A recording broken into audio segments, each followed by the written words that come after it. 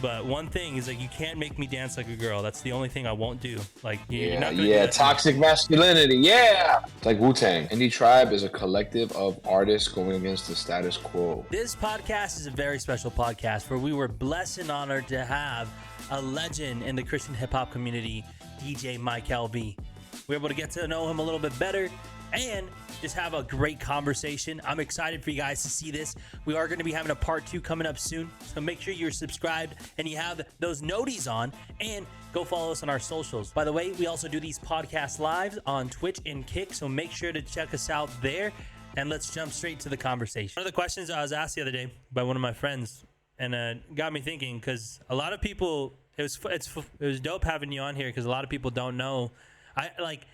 I'm super invested into hip hop because hip hop saved me. Like, that's the tool that the Lord used to really like grasp me. That's how I came to know who the Lord is, because through dance is how I came to know who the Lord. And so being in hip hop, joining United Dance Crew, and they were an all Christian crew, and like being discipled through them, and then being able to just come and know who the Lord is after that point. So like hip hop's always been a big thing in my life, but not a lot of people know a lot of things. So one of the things though that was a good question for that I threw in here was, I don't know if you can describe what Indie Tribe is. Like, some people think it's like a record label, some people think like a Reach Records or Capitol, some of the things like that. Can you like kind of elaborate what Indie Tribe is?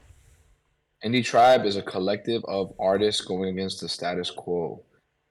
It's like Wu-Tang. It's not a label. It's not a management company. It is a collective of us. So we're just friends, and we love making music together. We think we make great music together, and we love doing it independently. But what's crazy is that Indie Tribe doesn't stand for independent artists. It just stands for independent of the status quo of the world and how we're supposed to move and how we're supposed to be. We're independent of that thought process, and we're what God says we are. 100%. And it's not a think, Michael. You guys make amazing music.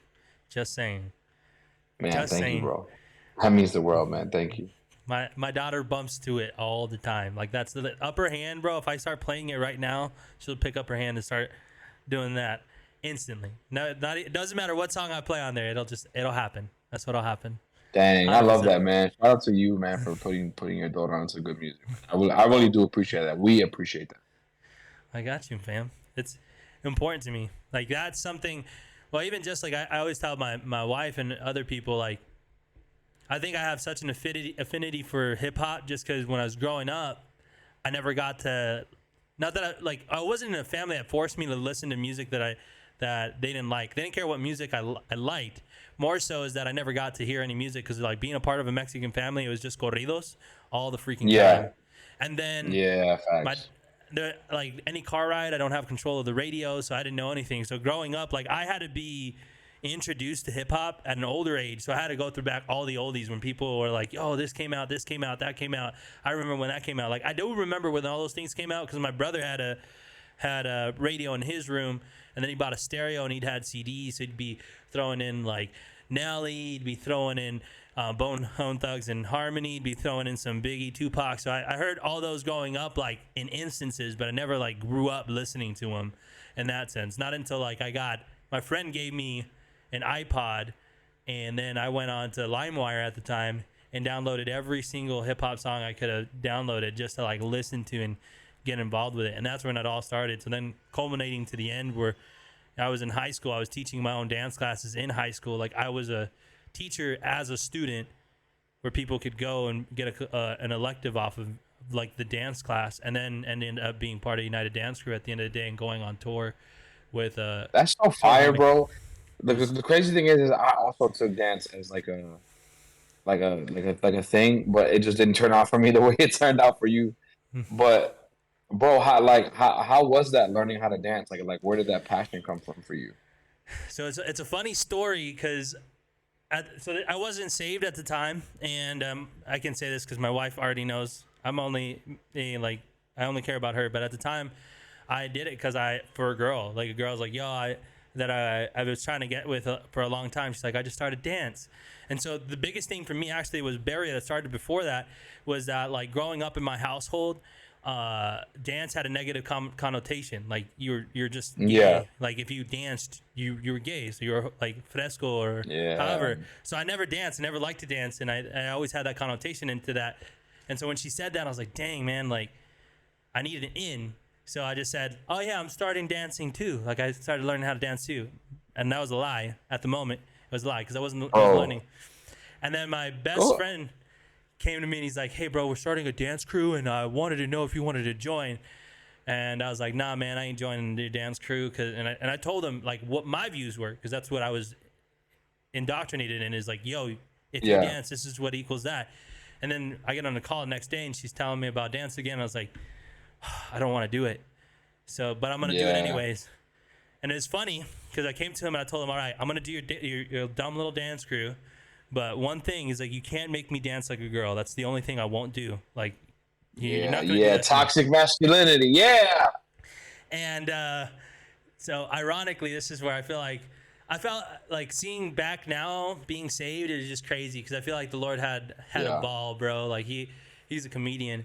First dance class showing up, so this is the tryouts, and I'm in the class and I'm chilling, and my friend comes in, and the dance instructor there, her name was Jess at the time, or she still is Jess, but she's there. And I didn't see my friend. I was like, oh, he's gonna be here anytime soon. And he comes in, and not literally thinking of anything, he locks the door. I was like, what the heck? I was like, oh, maybe it's just because auditions are closed. Like at this point, nobody can make, if you're late, you're late. But then he runs across. Our dance room was connected to a weight room, and there's a little hallway, and he runs across and then locks the other door. And I didn't think of anything much of it. I was just like, oh, it's whatever. And then he runs back in and he looks me in the face. He's like, you're not going anywhere. And I was like, I don't plan on it. And verbatim, Jess goes, all right, guys, we're starting the class. You guys ready to dance like a girl? And I was like, bro, that was the worst moment in my life. I hated it. He tried to break that out of you so quick. That's hilarious. I wasn't even expecting it, bro. It just happened. It happened so fast. And then after that, I ended up liking it a lot because we had different instructors every day. And I got blessed with the instructors that I did have. Like they were my first mentors in life. So my first mentor was Justin Curry, and he's part of a crew was part of a crew with two other amazing instructors. One of them is named Addison Johnson, and the other one's named Joey Jam. As their thing, or Addie J as well for dancing, and they have like a massive repertoire. They're really known in the AZ hip hop community, like massively.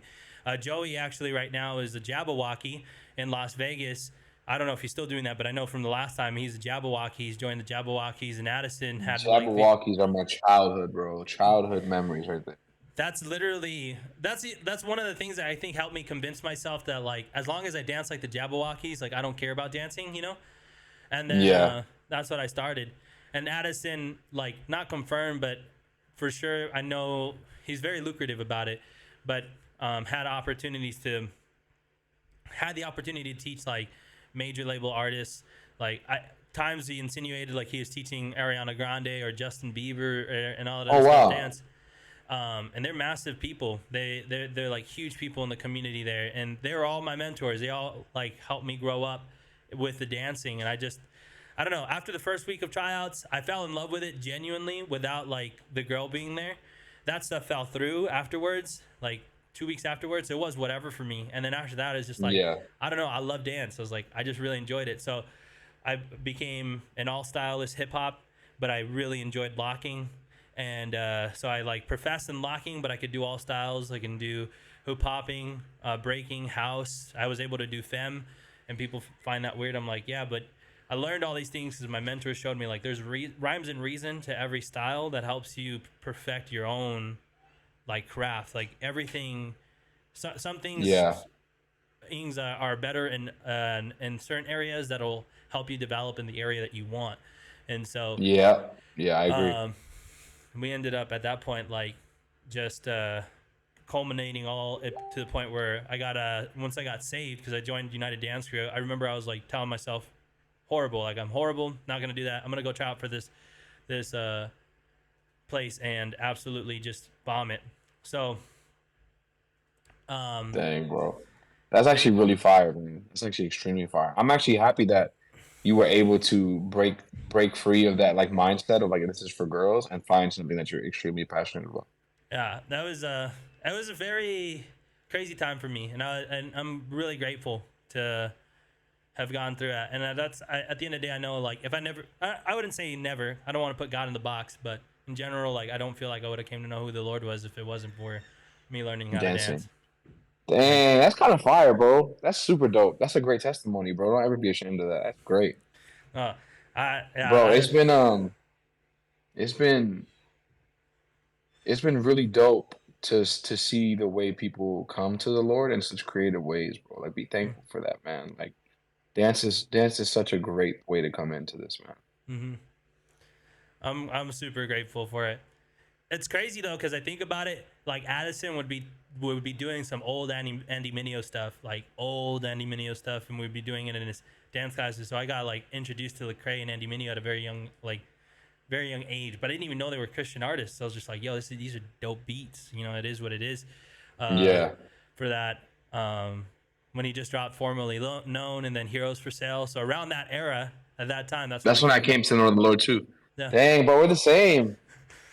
So I remember doing choreography to like See Light, and then KB. That's the first time I got KB because he dropped what is it called?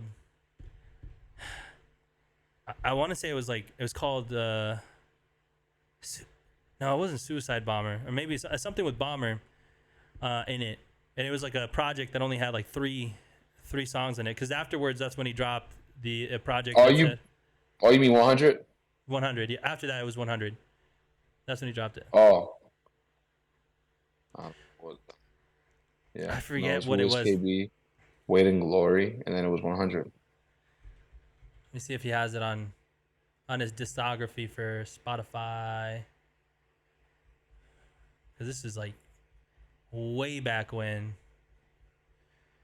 Way back when. I'm going to just do it. Oh, it was there was Weight and Glory, yeah.